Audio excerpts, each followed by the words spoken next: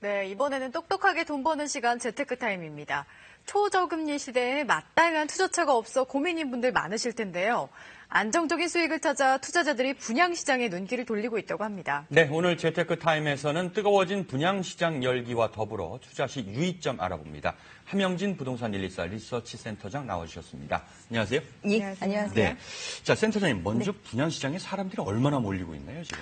아파트 분양시장에 얼마나 많은 사람들이 몰리느냐를 파악할 수 있는 방법은 모델하우스의 집계기라든지 또 분양권 거래와 관련된 호가를 살펴볼 수 있습니다. 네. 하지만 가장 공식적인 통계로는 역시 청약 경쟁률을 통해서 얼마나 과열됐는지 시장을 살펴볼 수 있는 방법이 있는데요. 네. 실제 아파트 분양시장의 청약 경쟁률은 지난해보다 상당히 치열해졌습니다.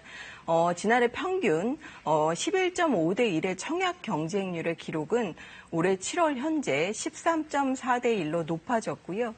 올해 들어서 청약 통장을 사용한 청약 가구 수만 180만 명을 넘어섰기 때문에 이 수치만 봐도 분양시장의 인기를 가늠할 수 있을 것 같습니다. 이렇게 분양시장이 뜨거워지는 이유, 그만큼 수익을 올릴 수 있기 때문이라고 생각해도 될까요? 그렇습니다. 아무래도 분양 물량은 처음에 목돈을 마련해야 되는 기존 주택 매입보다는 분납의 장점도 있고요. 경우에 따라서 분양권 시세 차익에 대한 기대 심리도 과거보다 높습니다. 역시 가장 큰 이유로는 저금리 유동자금이 주택담보대출 규제를 피해서 신규 분양시장에 유입됐던 요인이라고 할 수 있는데요. 올해 2월 그리고 5월에 지방과 수도권의 주택담보대출이 강화된 기존 주택과 상관없이 신규 분양시장 같은 경우는 대출이 상대적으로 자유로운 편입니다. 거기에 분양가 상한제가 지난해 폐지되면서 상대적으로 강남 재건축 인기 사업지라든지 또 수도권의 인기 지역의 경우는 분양가격이 인상되고 있는데요. 분양권 전매 차익을 기대하는 투자 목적의 사람들도 유입되고 있는 상황입니다. 여기에 수도권 1순위 가입자가 청약제도 간소화에 따라서 1,000만 명을 돌파한 상황이기 때문에 청약시장의 경쟁률도 과거보다는 상당히 높아져 있는 상황이고요. 분양시장의 소유자의 관심도 높은 상황입니다. 자, 이러다 보면은 이제 고분양가가 문제가 되지 않습니까? 네. 그렇습니다. 올해 7월에 지난해보다는 분양가가 높아져 있는 부분들을 확인하실 수 있는데요. 서울 아파트의 3.3제곱미터당 분양가가 2,158만 원으로 지난해 1,946만 원보다 10.9% 상승했습니다. 같은 기간에 서울 아파트 매매 가격이 2.1% 상승하는 데 그쳤으니까 매매 가격보다는 분양 가격의 인상 속도가 매우 빠른 편이라고 할 수 있는데요. 특히 재건축 일반 분양이라고 할 수 있는 강남권에 나오는 부동산의 경우에는 서초구와 강남구의 3.3제곱미터당 분양가 수준이 4,457만 원 그리고 3,874만 원으로 서울 평균의 2배를 기록하고 있기 때문에 이런 부분들이 강남권의 고분양가 논란을 빚기도 했고요.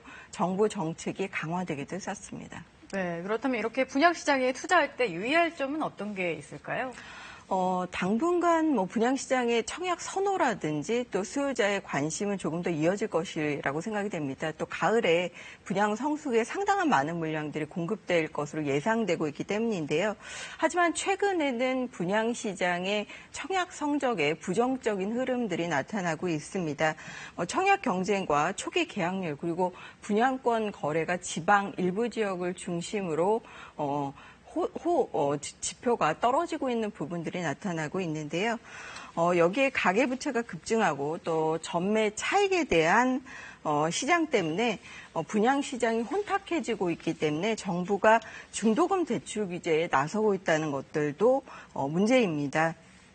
특히 이제 분양가 9억 원 이상 주택에 대한 주택도시보증공사의 중도금 대출 보증이 7월 1일부터 중단된 상황이기 때문에 최근 강남 재건축 일반 분양을 중심으로 고분양가 릴레이를 나타내고 있는 부분들도 주춤할 것이라고 생각이 되는데요.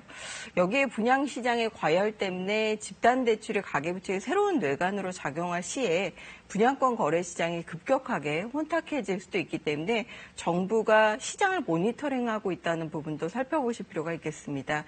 상시 세무조사 외에도 재당첨 제한이나 투기과열지구 도입 같은 문제도 있기 때문에 소유자 입장에서는 단기 시세 차익만 생각하실 것이 아니라 지역의 장기적인 수급 여건이라든지 정부의 정책 변화에 민감하실 필요가 있겠습니다. 네, 센터장님 말씀 잘 들었습니다. 고맙습니다. 예, 고맙습니다.